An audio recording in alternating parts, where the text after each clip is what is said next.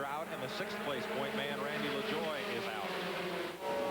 And Ricky Cravens is just looking for a place to get in line and ride. Or hide. Maybe hide, yeah. He should be good right there. There's a big gap between him and the cars behind him now. I think that's what he's really wanting, is just a place to ride.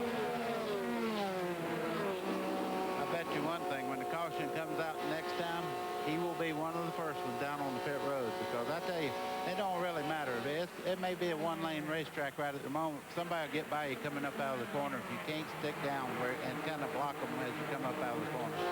Did I say that right, Darrell? Yeah, you did. And, you know, psychologically, you know, I don't like to talk psychologically, but he thinks he's at a disadvantage right now.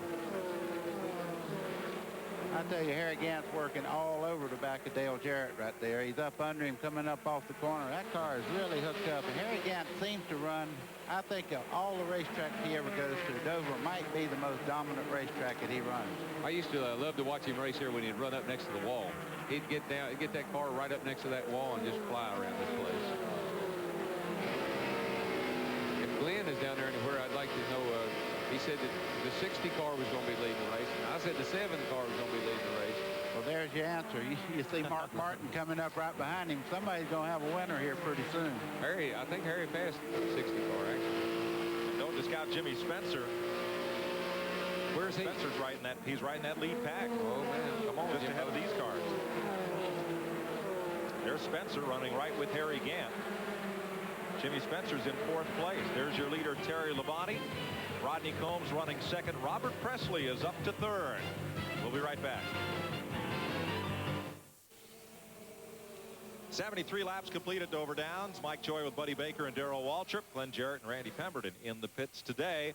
Up front, Terry Labonte. Rodney Combs in 2nd. And tomorrow at noon, all the action of the Winston Cup Budweiser 500. Ernie Irvin and Jeff Bodine have the front row. Joe Nemechek, Bobby Labonte, and Bill Elliott were the top 5 qualifiers. And you'll see it live here tomorrow on TNN. And working with us will be a fellow who now has the misfortune of standing with Glenn Jarrett. And I'm sure he would much rather be out on the racetrack. We reported it broke something on the suspension. When the tire went down, it broke the jack screw plate on the right front. Wow, engine problems, tire problems, and now this. Just not a good day. Well, you know, it's just been a rough couple months on us here. We oil temperature got really hot, got up to 240, and then we lost horsepower. The yellow come out, and we pulled the tape off the oil temperature over the oil cooler, and it got to where it had some horsepower again. And then we broke this, so we'll just have to really get them hard at Myrtle Beach. Well, tomorrow in the broadcast booth, we hope things go better for you. Well, I hope so. I'd rather be out there racing tomorrow than be in the broadcast booth, but hopefully we can help the fans out and learn a little bit about tomorrow's race. Thanks, Glenn. Harry Gant, working hard. I tell you, Jimmy Spencer has done everything he can to keep Harry from passing him, and so far he's succeeded. I was just fixing to say he's done everything before the door. He has, buddy. Harry has been up to his door twice, and Jimmy carries it down in there and closes it. Well, I guess of all the people I've ever raced against, Jimmy Spencer had to be one of the toughest guys to make a move on, because he watches the mirror about as much as he does the windshield. You really have to work your way around him. Spencer drives for Dennis Shoemaker here at Dover in the Busch races. Had a 6th and a 9th last year at Dover in the Busch car. Now that black car you see in the shot right there is Robert Presley. He's running very, very well right now. He's up to 3rd spot. Yeah, he is running good.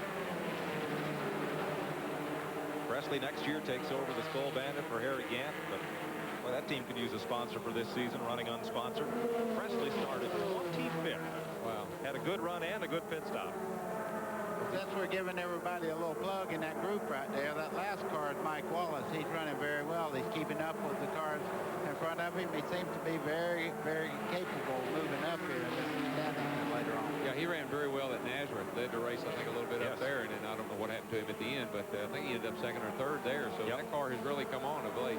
That's the Barry Owen car for Mike Wallace. As you look at a summary on Harry Gant's race so far, started 27th, Gant up to 5th. He and Presley just soldiered right to the front of the pack. Don't want to belabor the point, but they're both on Hoosier tires, and they're running very well. Good point. Well, you see Harry Gant there. He's trying to make a move on Spencer. Now, you watch down the back straightaway. Watch him move. I believe he might have him this time. Yep, he got under him enough down the straightaway there to make the move. And along comes Mike Wallace right behind him. Boy, Harry really had to fire it in there, though, in turn 3. Oh, yeah, he drove her in there hard because he knew Jimmy wasn't going to give him any room. Right. These cars are 3.3 seconds behind the leader. I don't think Harry will be for long. Terry's running great, and of course we've seen Terry win already this year, but that Harry Gant is on the move, I think. Underneath Robert Presley and past him. Was that easy or what? It looked it. Well, yeah, I guess if he's going to take his ride next year, I'll get out of your way, boss. Yeah. Good point, and I tell you, that's well taken there. I think that Robert Presley's car is not getting off the corner just the way that Harry Gant's is, and now that Harry Gant's already by Spencer, you'll see him move right up to the front. Harry Gant is now the third-place car. Number 7, he moves up on the Polaroid machine of Shauna Robinson, driving for Ed Ferree. Now, Darrell's talking about these Hoosier cars, but not as a homer. You're kind of the guys, if you didn't belong to a car club back in the 50s, you're kind of like a lone wolf. Are you the lone wolf in this tire deal going back and forth between Hoosier and Goodyear, kind of? Oh, I don't know. It's just a situation where Goodyear's going to win. They're going to win week in and week out. And it's just kind of interesting to me to see somebody come in and try to compete against them. It's like a rookie coming in and trying to compete against me or Earnhardt or somebody. I mean, it's a tough road to hoe, and I know that, and they do too, but it's fun to watch. It gives another dimension, I think, to what's going on. We're watching the battle for 11th. Tim Fedowa, the Pro-Cal 55, Joe Nemechek in the Racing Electronics 87 up the racetrack. Here comes Larry Pearson in 92. I just fixed to say, Larry Pearson's coming up on the inside there with a slower car on the inside there, and he's going to have to get by him getting that next corner. Randy Porter again, he's had his times today. He's spun twice already. That's Tracy Leslie, part of that pack as well. Yeah, it's a good thing Larry Pearson hadn't been watching TV. I don't know if he'd have passed him like that or not. You're right. 11th place. Larry's running good today.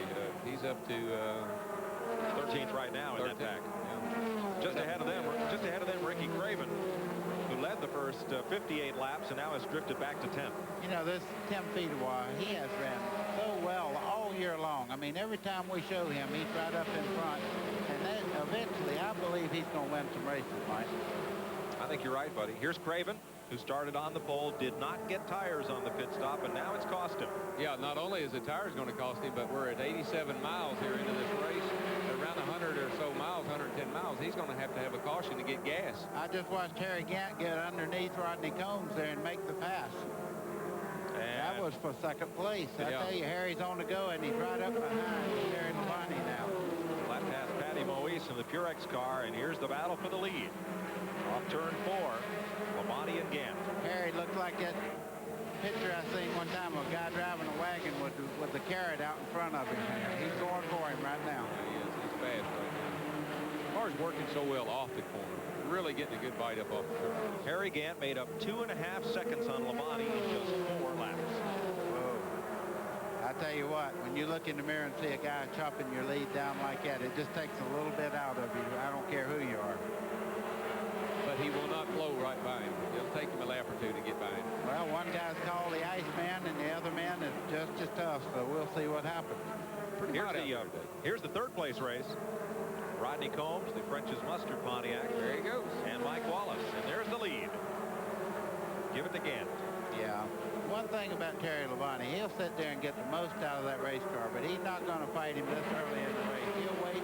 Now, if that was 10 laps to go, that'd be a whole different ballgame. Well, Labonte just kind of opened the window and Gant jumped through it. And for third place, Mike Wallace moves up.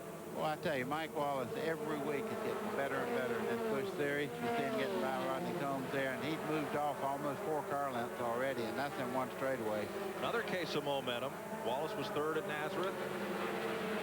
Jumps here. Right up front. Good car. Yep. Good driver. Good young man. He's got the Rusty Wallace genes, and he's going to be somebody to contend with. Wallace failed to make the field at Charlotte, so it's not really a case of momentum. Maybe it's a case of being fired up, trying to avenge what happened at Charlotte Motor Speedway. Here's your Napa Field standing update. We keep America running. Here's how they're running.